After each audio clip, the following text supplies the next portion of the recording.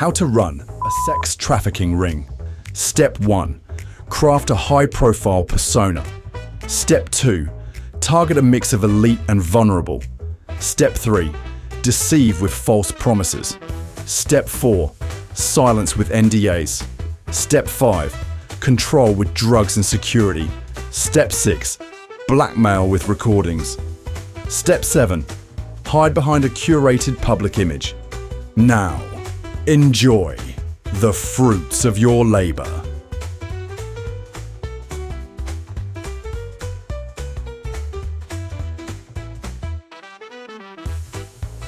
Sean John Combs, aka Puff Daddy, or P Diddy, the hip-hop mogul who ruled the industry's music, fashion, and culture for decades.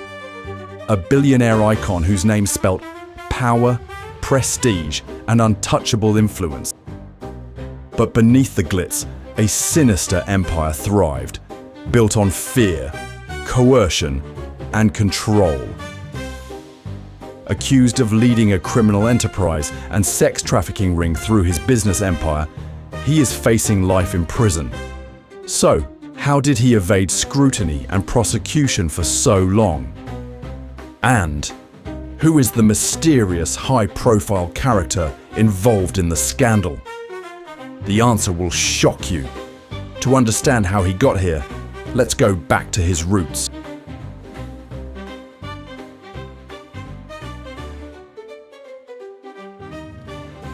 Born 1969 in Harlem, New York, Sean Combs grew up in the shadow of tragedy. His father, linked to drug lord Frank Lucas, was killed for snitching when Sean was only 2. Oh, what you gonna do? What the fuck you gonna do, Frank? Huh? What you doing? You gonna shoot me in front of everybody? Huh? Come on.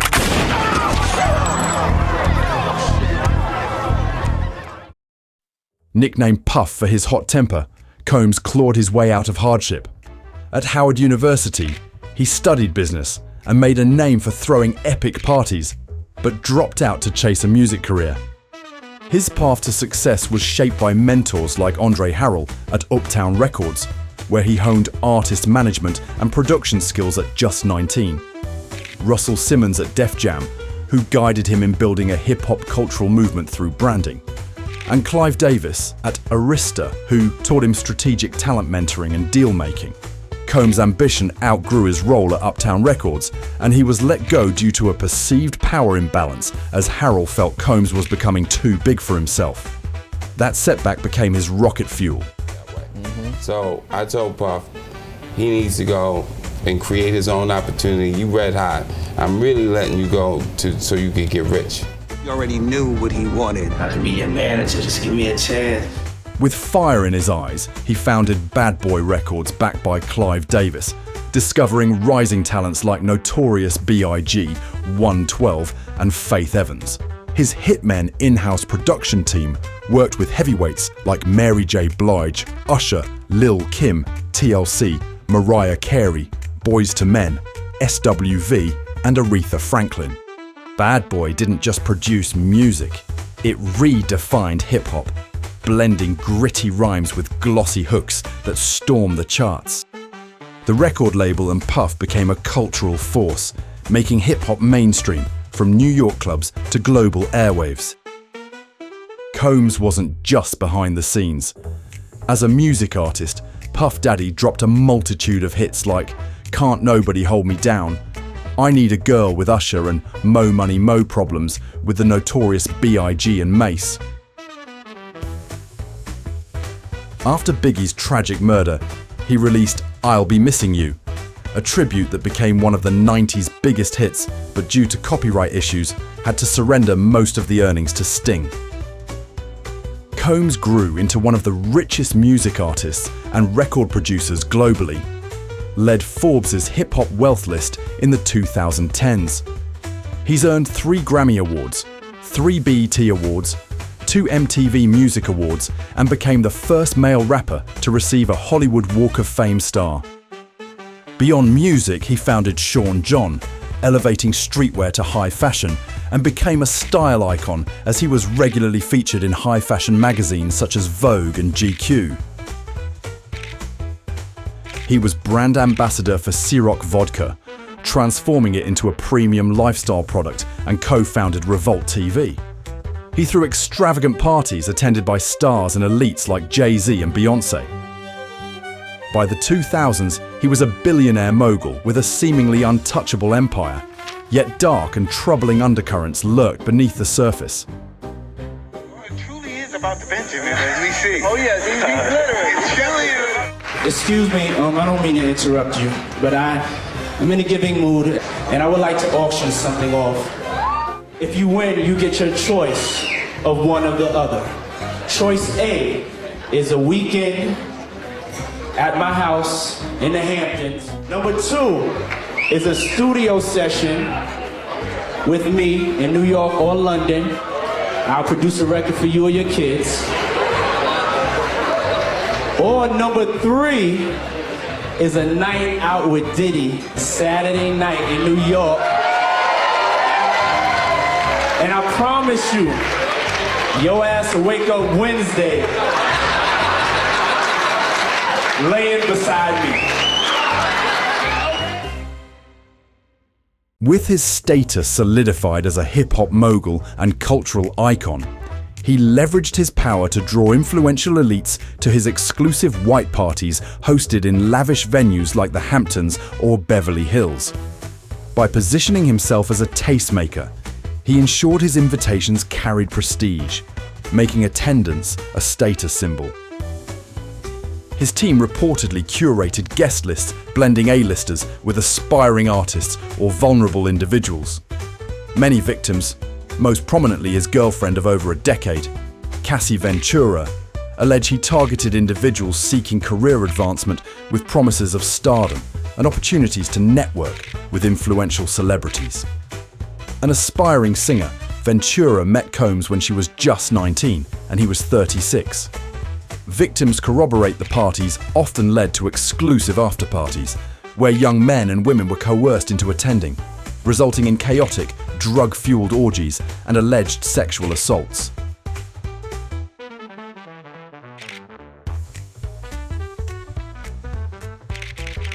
For smaller secretive gatherings, Combs allegedly invited individuals under false pretenses, such as professional opportunities and casting couches. A lawsuit by several artists shared similar patterns of assault, as they claimed Diddy invited them to his recording studio under professional settings, but were videotaped and assaulted after unknowingly consuming spiked substances. Thalia Graves, 2001, given drug-laced drink, lost consciousness, raped on pool table, video recorded. Recording shown to others and sold as porn, causing significant emotional distress and suicidal thoughts. Crystal McKinney, 2003, former model, invited to New York City recording studio. Given joint laced with narcotics, plied with alcohol, forced into oral sex. Was later blackballed in the modeling industry by Combs, leading to depression and suicide attempt. Sarah Rivers, 2002, coerced with promises of stardom during shooting of MTV's Making the Band 2, made lewd comments, groped, and sabotaged her music career when she rejected his advances. Jane Doe, 2003, unnamed 17-year-old gang raped at Manhattan recording studio by Combs, ex-Bad Boy Records president Harve Pierre, and a third unidentified man. Flown from Detroit to New York by Pierre, given drugs and alcohol, assaulted. Rodney Lil Rod Jones, 2023. Producer who worked on Combs' 2023 album, groped and pressured to engage in sexual acts by Combs and his son Justin. Dawn Richard, 2009 to 2011. Combs broke into her dressing room, groped her breasts and butt on more than one occasion, verbally abused and threatened her life after she witnessed him beating up Cassie Ventura with a frying pan because his eggs were late, saying, "Where he was from, people go missing if they talk." Now, I've had to turn down $50 million 4 times. 4 times, just to protect my integrity and that virgin hole I was telling you about. Right, because P Diddy be wanting to party, and you gotta tell him no. You got to tell him no. I did. I did. See, I got the receipts for everything I'm telling you. That's why I can say them. What was the consequences when you said no? Puffy invited me for weeks, asking me to come and teach him how to, wanted me to be his acting coach for a while. Go there and he's sitting around just looking. I'm like, okay, what's the material you want to work on? He's just looking at me. Then next thing you know, okay, hey, will you help me? I want to hear your music. So I come over there and I play the music, and he's sitting there, just looking at me, like waiting. Okay. So then my assistant was like, he wants to hang out with you next week. And I was like, for what? He's like, I think he's trying to fuck you. That's what my assistant said. And have lost businesses because I don't bend over in that way. I don't compromise. I don't play gay roles.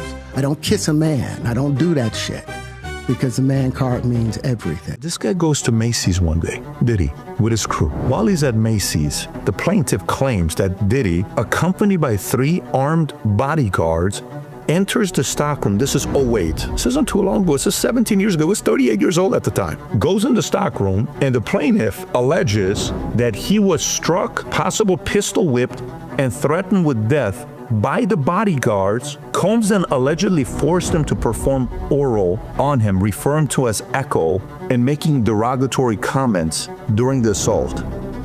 Do you know what ends up happening afterwards?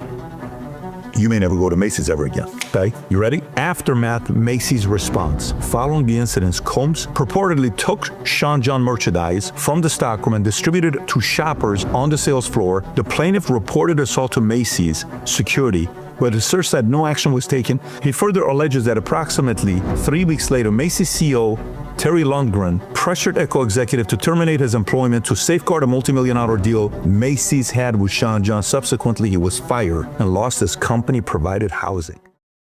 No, what he's saying is like fruity. That's the kind of stuff that when people say that to me, I get a little uncomfortable. I get uncomfortable. Like he said something to me one time, a long time ago, at Chris Lighty's wedding. He told me he'd take me shopping. I looked at him like, what'd you just say? Let me move, man, before I do something. You're gonna make me mess up the wedding. So much bigger than you could ever imagine.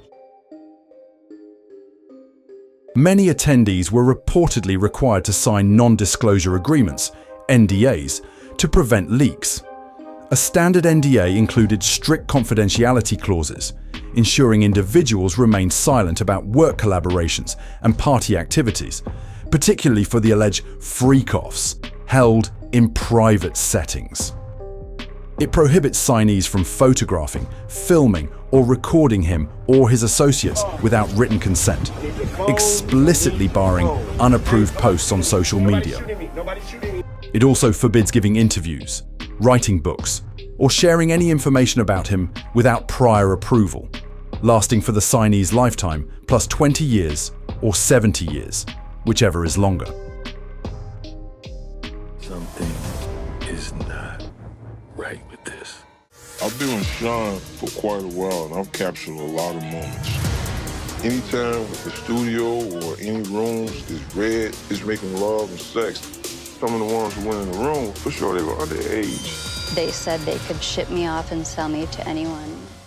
P Diddy's freak-offs were meticulously planned.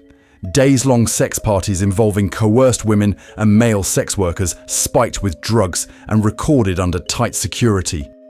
In contrast, Wild King nights were similarly depraved, drug-fueled orgies but often spontaneous, with trusted assistants supplying baby oil, sex toys, and drugs. They were held in isolated venues like luxury hotel suites, private estates, and yachts, chosen to limit external access and visibility, and often in cities like New York, Los Angeles, or Miami, where Combs had significant influence. Combs' security personnel played a critical role in managing these events. His team, including bodyguards and trusted associates, screened attendees, enforced strict no-camera policies, and used signal-jamming drones to block unauthorized recordings. Victims claimed drinks were spiked with drugs like ketamine, ecstasy, or GHB to impair participants' judgment and reduce victims' ability to resist, recall details, or report incidents. Assistants handled logistics such as arranging travel, private jets or chauffeured cars for attendees, and post-event recovery, such as administering IV fluids and distributing hush money to participants, masking control and manipulation as hospitality. As mentioned earlier, participants were secretly recorded for blackmail, with Diddy threatening to distribute or sell the recordings, further silencing victims. Lastly, Combs's significant influence in the music industry intimidated potential whistleblowers who feared career retaliation.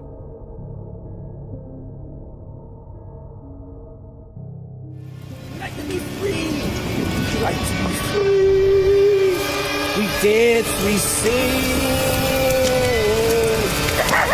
Everybody dance. Everybody dance.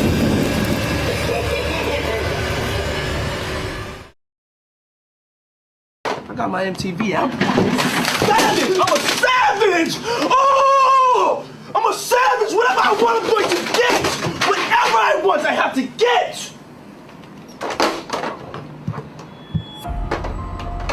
Yes!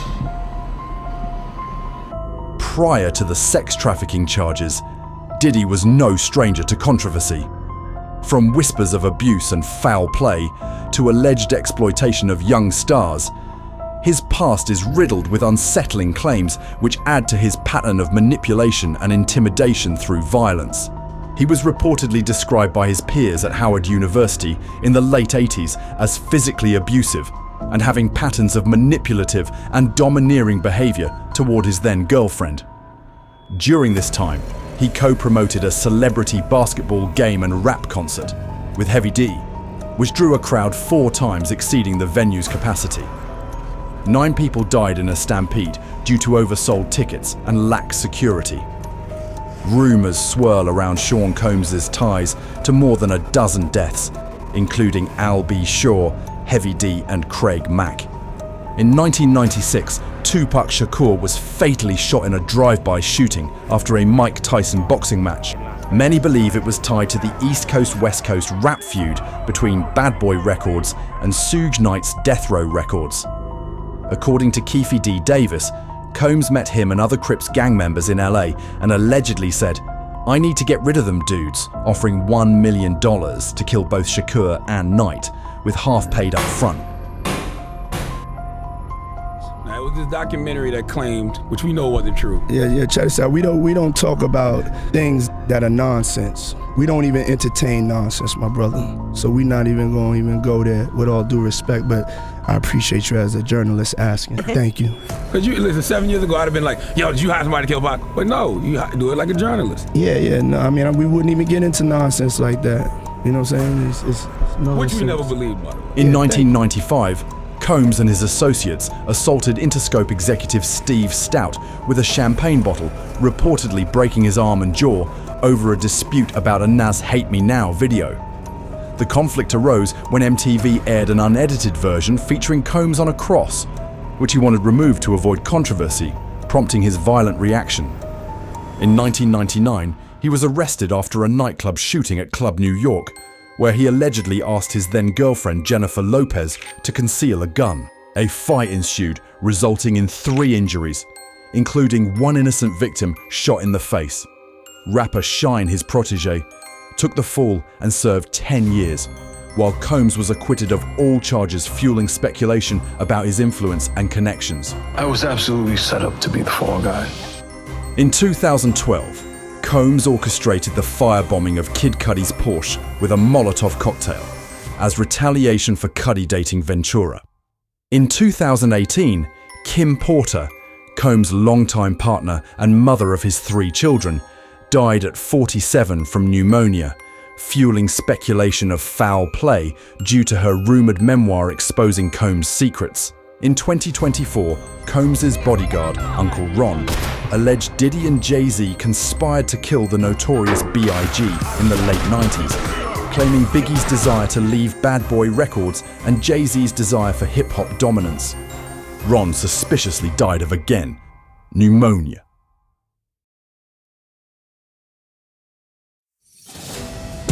Like a real-life supervillain, Diddy's immense wealth, power, and influence consumed him, unleashing a megalomaniacal and heinous persona driven to extreme lengths to attain greater power. Didn't care about nobody, who he could beat, and then he ended up turning into Lucifer. And today, I look at him, I know y'all call him Diddy or Puffy, I call him Lucifer. Pussy, yeah. You, nigga. Yeah, him. Since I said You're a clown!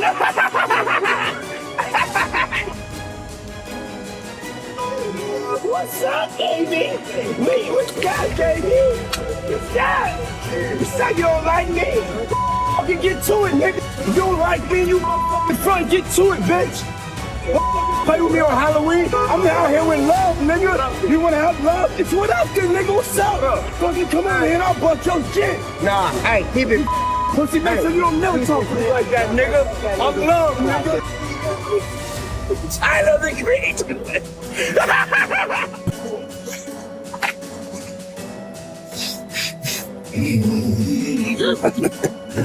You smell like Kim Kardashian.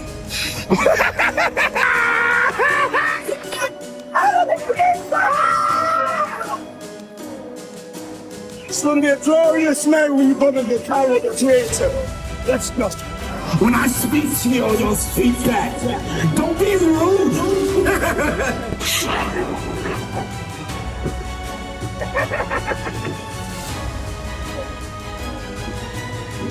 So tonight, it's gonna be a special night. Everyone's so serious, but we're about to go to Club Love. Club Love! You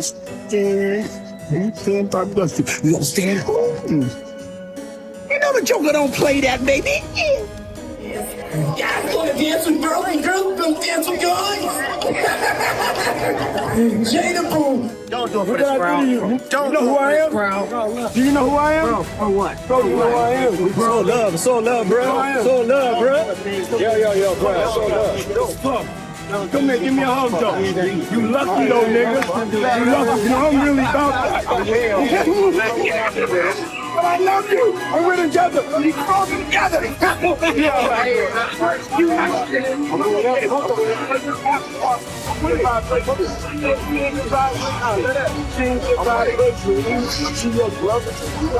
Would you like to go play?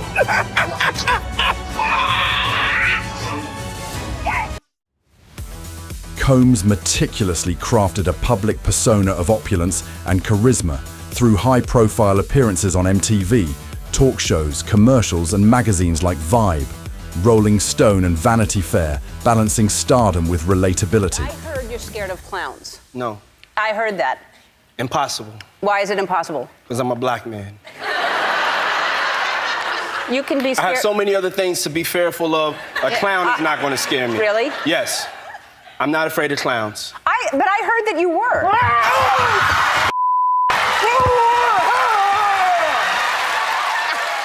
He deflected scrutiny from persistent allegations through big-budget productions and cinematic music videos, where he portrayed a triumphant king and projected untouchable dominance.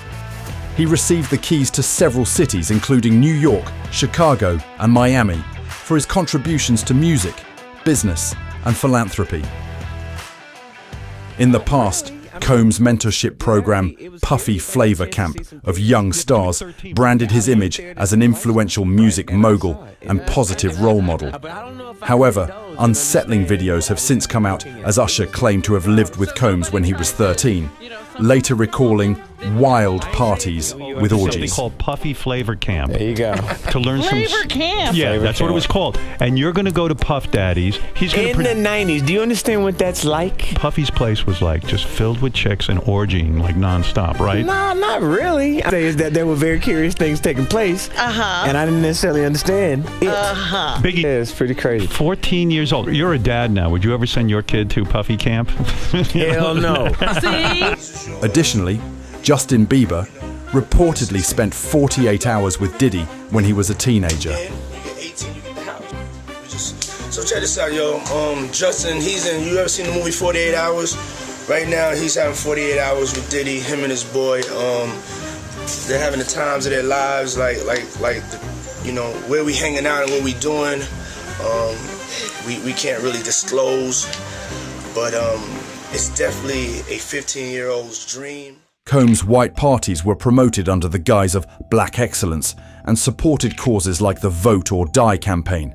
But there were instances where police were called to his parties due to complaints of noise or assault. Combs downplayed party permit issues, insisting his events were harmless, steering attention from deeper suspicions while his PR team countered persistent assault allegations by framing them as baseless claims from attendees trying to get rich off him. Next, an empire falls and we reveal the mysterious high-profile figure involved in the sex tape scandal. One particular person contacted me to shop a particular video they were in possession of and to contact the person who was in the video to see if they were interested in purchasing the video before it became a public knowledge. I've heard this before, so like a catch and kill? Catch and kill, correct. Wow, and I guess you can't reveal the person who is on No, I tape. can't explain who the person was, but Mr. High profile? Mr. Combs was in the tape and this other person is, I would venture to say, more high profile than Mr. Combs. Really? Really? Sean Combs is a monster. I want to speak about this now because I've witnessed everything. How did this superstar music mogul become an alleged monster? And I can show you how we have fun and stay out of jail, too. Sean Diddy Combs, once untouchable, saw his empire collapse in 2024 under grave allegations sparked by a lawsuit from Cassie Ventura that triggered federal raids on his properties, uncovering drugs and recordings of drug-laced drinks given to victims. His wealth has plummeted due to ongoing lawsuits. Peers have distanced themselves and brands such as Ciroc have cut ties as his empire and legacy lies in tatters. Combs faces a litany of charges: racketeering, sex trafficking, kidnapping, arson, bribery, and abuse that could land him in prison for life. Attorney Tony Busby represents 120 accusers, including 25 minors as young as 9 in federal indictments alleging sexual assault and rape spanning over 3 decades. While attorney Andrew Van Arsdale represents 37 individuals with the potential of thousands more claims under review from prosecuting lawyers. So, how did it take over 30 years to bring him to justice? Combs' mentors, Clive Davis and Russell Simmons, shaped his ascent, but were also mired in controversies. Rumours persist that Davis, who is openly bisexual, dated Combs and exerted influence over him. A dynamic Combs allegedly echoed in secretive relationships with other men. Hey, what's up, King Son? Man, you doing it, man. You deserve it, Daddy. You putting in that work. Proud of you. I love you. Yeah. Hold on, both of y'all. Let's get both of y'all. Ain't no grind going on. You know what I'm saying? Ain't no grind going on at all.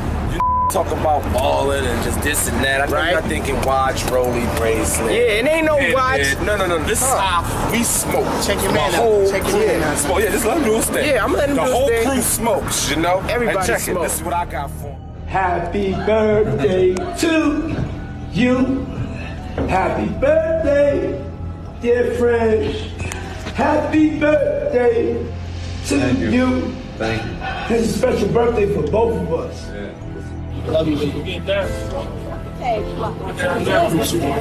I don't think people realize like how young we were, you know, so we're actually like kids in this multi-billion-dollar industry. We're going out on like a date. A straight guy date, like to a guy's night, 48 hours in Vegas. You're seeing us at the beginning of the 48 hours. As you know, what happens in Vegas stays in Vegas, but we really we plan on going to the hot birthday party, man. Man, but I'm talking about for your birthday. Huh? Why won't you party with me for your birthday, man? We partied for my birthday before. You came to my party. No, but me and you ain't never really party, you know what I'm saying? Eyes, brother, eyes. Meanwhile, Simmons, accused of sexual assault by dozens of women, fled the US justice system, exposing a music industry culture of complicity that enabled Combs and other powerful figures to exploit victims for decades. Many believe that Combs was shielded by elite connections, possibly even collaborating with federal authorities to protect his empire. Whispers of compromising recordings from his infamous freak-offs point to a mysterious high-profile figure.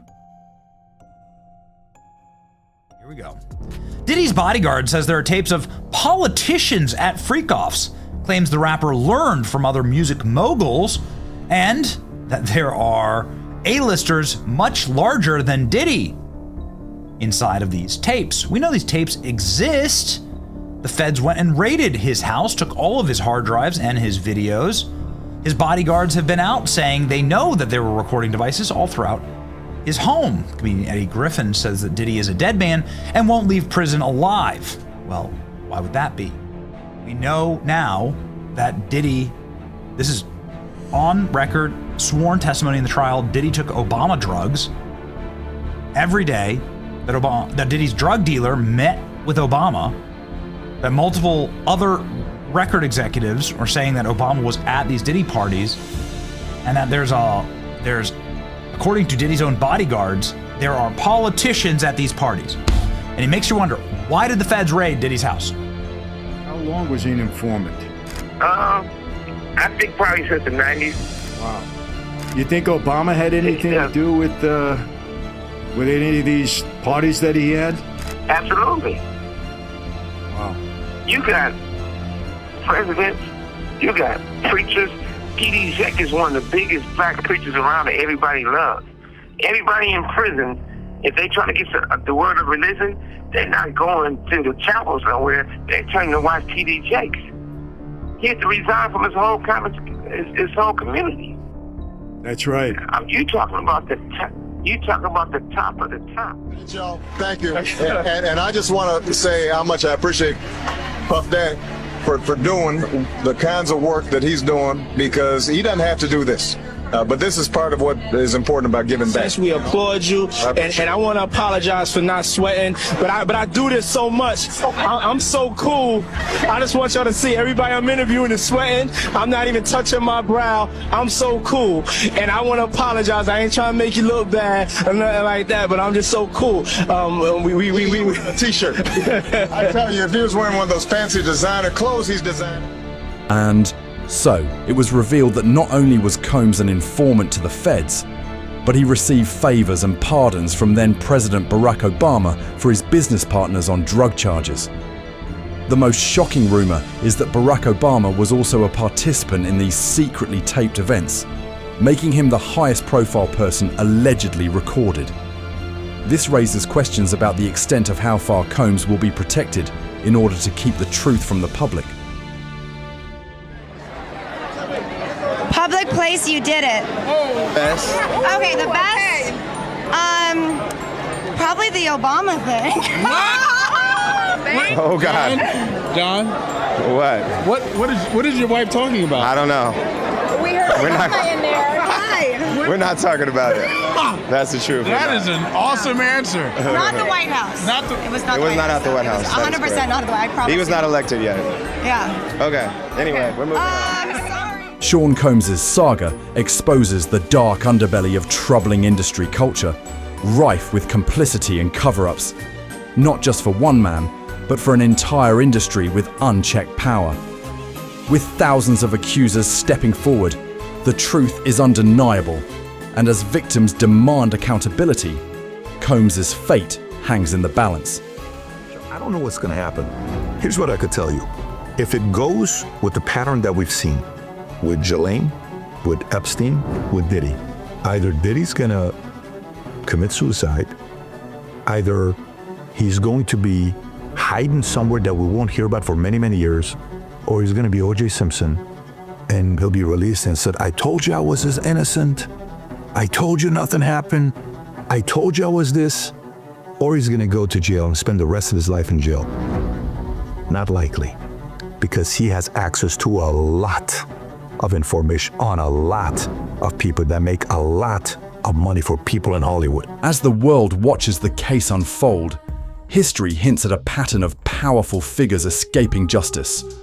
Will his consensual swinger lifestyle defense, wealth and influence mirror another O.J. Simpson case, or will justice prevail, locking him away for life? Riddle me this, riddle me that. Who's the mogul with crimes stacked flat? The diddler dances in Sea Rock's bright gleam, freak off spurn. Yet he slips the seam. With Ventura's cry, raids tore his lair. But power's web keeps justice rare. White parties dazzle, tapes whispering name. Is Obama's shadow part of the game? From Stout's broken bones to Cootie's flame. For 33 years, he dodges the blame. What villain escapes with wealth as his mask? The diddler's free. Dare you take up the task?